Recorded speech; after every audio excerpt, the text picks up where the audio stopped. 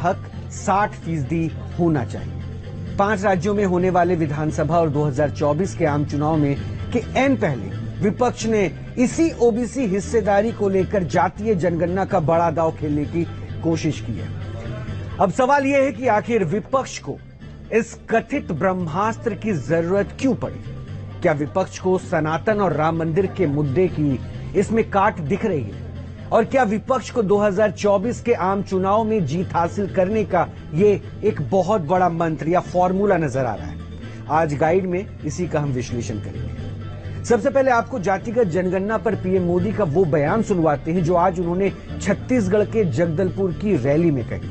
उन्होंने अपने बयान में कांग्रेस को घेरा, कांग्रेस को पूर्व प्रधानमंत्री मनमोहन सिंह की उस बयान की याद दिलाई जिसमें मनमोहन सिंह ने देश के संसाधनों पर अल्पसंख्यकों का पहला हक होने की बात कही थी। मैं सोच रहा था कि पूर्व प्रधानमंत्री मनमोहन सिंह जी क्या सोच रहे होंगे। भारत के पूर्व प्रधानमंत्री मनमोहन सिंह जी तो कहा करते थे कि देश के संसाधनों पर पहला हक माइनॉरिटी का है, अल्पसंख्यकों का है, और उसमें भी मुसलमानों का है।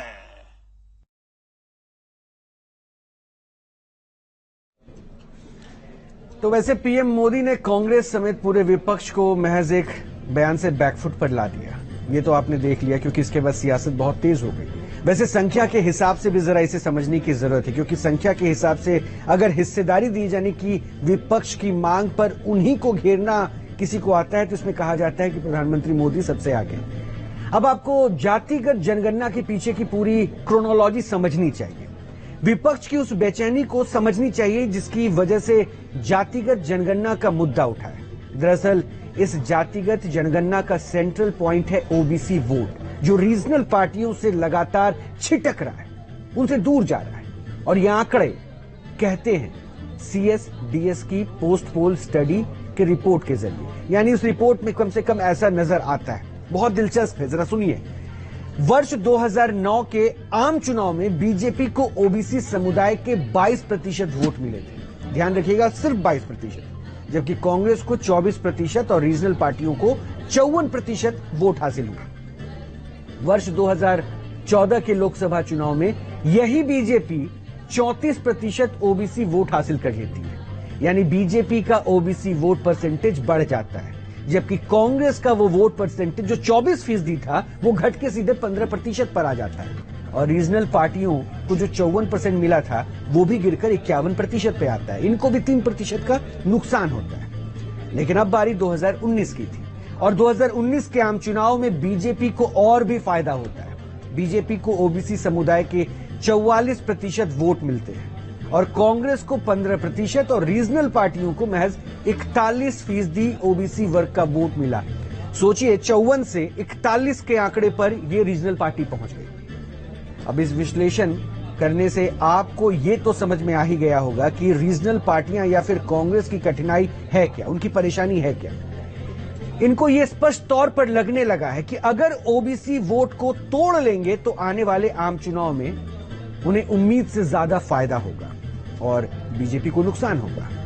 अब इंडी अलायंस का गणित भी समझिए।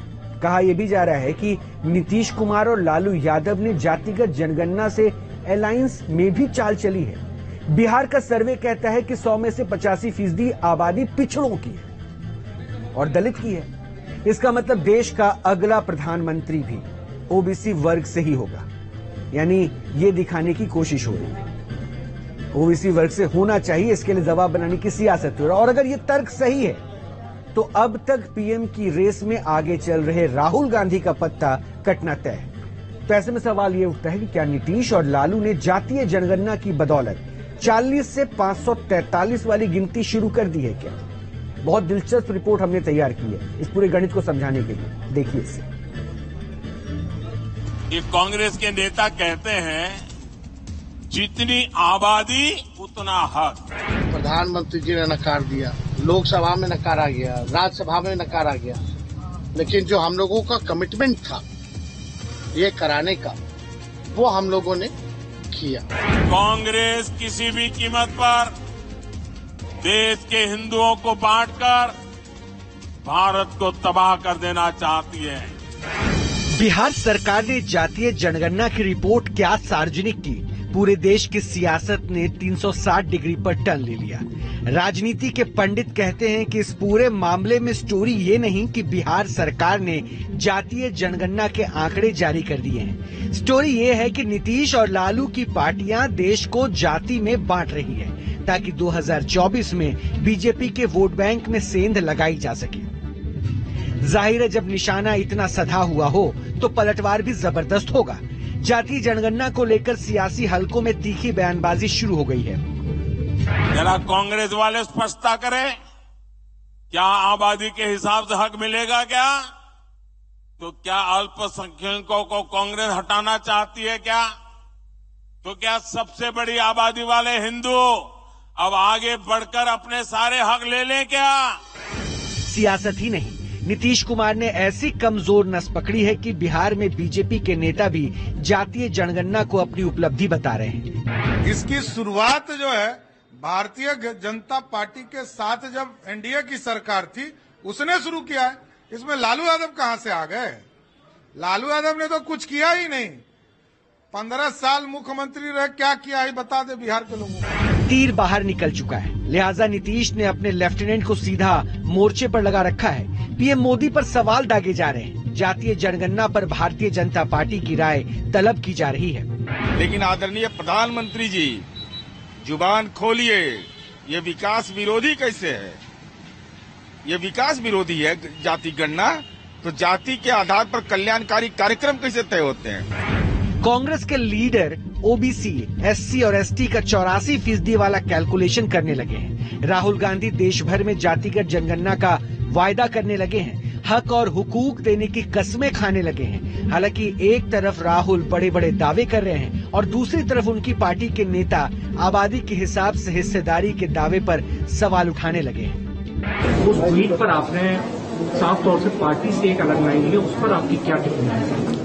मैंने बिल्कुल अलग नहीं ली है। ये आपको किसने गलतफहमी कर दी? हमने समर्थन किया है, हम समर्थन कर रहे हैं और समर्थन करते रहेंगे।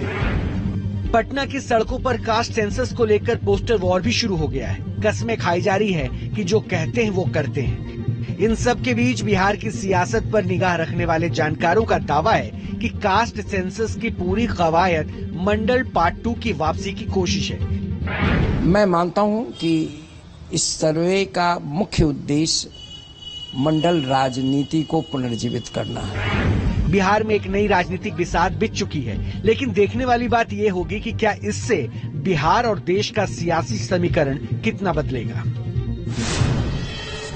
वैसे बिहार में जातीय जनगणना की रिपोर्ट सामने आने के बाद एक बार फिर मंडल और कमंडल की सियासत का दौर भी याद आने लगा है।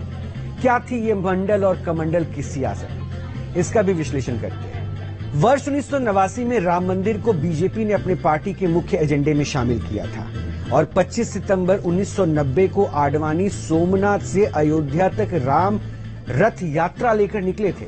यानी बीजेपी सत्ता तक पहुंचने के लिए महाअभियान शुरू कर चुकी थी। और इससे ठीक एक महीने पहले अगस्त 1990 में तत्कालीन पीएम वीपी सिंह ने अन्य पिछले वर्ग को आरक्षण देने वाली मंडल कमीशन की सिफारिशों को लागू करने का ऐलान कर दिया। ओबीसी वर्ग को 27% आरक्षण दे दिया गया। इसे मंडल बनाम कमंडल की राजनीति कहा गया था। इससे जातीय ध्रुवीकरण हुआ और ओबीसी के दम पर बिहार और यूपी में लालू और मुलायम सफल रहे। तो क्या करीब 30 वर्षों बाद, इस बात पे ध्यान दीजिए, तो क्या करीब 30 वर्षों बाद एक बार फिर से मंडल और कमंडल की सियासत का दौर आ चुका है? इस सवाल पर वरिष्ठ पत्रकार अरुण पांडे का क्या कहना है, एक बार पहले आप वो सुन लीजिए। बीजेपी के मंडल और कमंडल जो आप कहते हैं, तो अब तो मंडल ही, जो मंडल वाले अब ये लोग नहीं ना है, मंडल वाले अब नरेंद्र मोदी और अमित शाह भी हैं। देखिए मामला वहां समझना होगा, वो पूरा उनकी फलक है कि जहां मंडल है वहां कमंडल है। अब देखिए अयोध्या राम मंदिर का विराट अभी शुरू हो गया है, पूरे देश में रथ यात्रा निकल पड़ी है, दीपोत्सव होगा। वैसे बिहार की सियासत को जानने और समझने वाले ये बात जानते हैं कि बिहार में लालू यादव या फिर उत्तर प्रदेश में मुलायम सिंह यादव की राजनीति में संयोग नहीं था कि उन्होंने तरक्की हासिल की, उसमें प्रयोग था। प्रयोग था भूरा बाल साफ करूंगा। बिहार की सियासत में ये भूरा बाल साफ करो की नीति के साथ लालू यादव ने सियासत में अपनी ताकत को बढ़ाने की कोशिश की, जिसमें उन्होंने भूरा बाल में कई जातियों को संबोधित करते हुए संदेश दे दिया। और आज जातिगत समीकरण जब सामने आ रहा है तो इसलिए गणित सेट करने की कोशिश चल रही है। वैसे राजनीति में सहयोग की भी बहुत अहमियत होती है। 90 का वो दशक याद कीजिए जब मंदिर आंदोलन पूरे जोर पर था। बीजेपी हिंदुत्व के सहारे लोकसभा में 2 से 85 सीटों तक पहुंची थी, जबकि तत्कालीन प्रधानमंत्री वीपी सिंह की कुर्सी डवाडोल थी। ऐसे में वीपी सिंह ने मंडल कमीशन की सिफारिशें लागू कर देश की पूरी सियासत को पलट कर रख दिया। कमंडल के जवाब में मंडल की सियासत ने चुनाव के लहर बदल दी। अब क्या बिहार की जातीय जनगणना की रिपोर्ट सार्वजनिक होने के बाद देश में वही दौर फिर से शुरू हो गया है? आपको 90 के दशक और मौजूदा दौर की सियासत और राम मंदिर आंदोलन से जुड़े कुछ फैक्ट्स बताते हैं। समय बदल गया लेकिन राजनीति वही दिख रही है, ये सच्चाई है। 1990 के उस दौर में राम मंदिर आंदोलन चरम पर पहुंच गया था और 2024 की सियासत भी राम मंदिर के इर्द गिर्द घूम रही है। 2024 में आम चुनाव होना है और इसी वर्ष की शुरुआत में राम मंदिर भी तैयार हो जाएगा और रामलला की प्राण प्रतिष्ठा हो। 1990 के उस दौर में बीजेपी लगातार मजबूत हो रही थी। लगातार 2 बार वर्ष 2014 और 2019 में बीजेपी पूर्ण बहुमत की सरकार बना चुकी है। 1990 के दौर में तत्कालीन पीएम वीपी सिंह की कुर्सी डवाडोल थी और मौजूदा वक्त में विपक्ष बेहद कमजोर दिख रहा है। 1990 के उस दौर में तत्कालीन सरकार ने मंडल कमीशन का दांव खेला था। वहीं अगर 2024 की सियासत की बात की जाए तो बीजेपी के पास प्रधानमंत्री मोदी का मजबूत और लोकप्रिय चेहरा मौजूद है, जिसकी काट विपक्ष के पास फिलहाल दिख नहीं रही है। 1990 के दौर में जातिवादी राजनीति चरम पर पहुंच गई थी। वहीं वर्ष 2024 की सियासत की बात की जाए तो विपक्ष जाति के नाम पर वोट बांटने की कोशिश में जुटा है। यानी घूम फिरकर भारत की राजनीति मंडल कमंडल के दौर में जाती नजर आ रही है। अब एक बात यह भी समझ लीजिए कि देश की नीतियां आंकड़ों के आधार पर बनती है और अगर आंकड़े ही बदल जाएं तो नीतियों को बदलना पड़ता है। ये लगभग तय है। फिलहाल जातीय जनगणना से यह दांव खेला गया। कास्ट सेंसस से आगे आगे क्या बदलाव आता है इसके लिए थोड़ा सा इंतजार आपको करना होगा। लेकिन यह भी जान लीजिए कि जो सियासत को समझते हैं या फिर सियासत के मिजाज को समझते हैं उनको यह पता है कि सिर्फ ये दिखाना कि मुस्लिमों की तादाद 17% से ज्यादा बिहार में और इसका फायदा विपक्ष को मिल जाएगा, जो वहां पे सत्ता पक्ष में है उसको मिल जाएगा, ये कहना भी शायद अतिशयोक्ति होगी।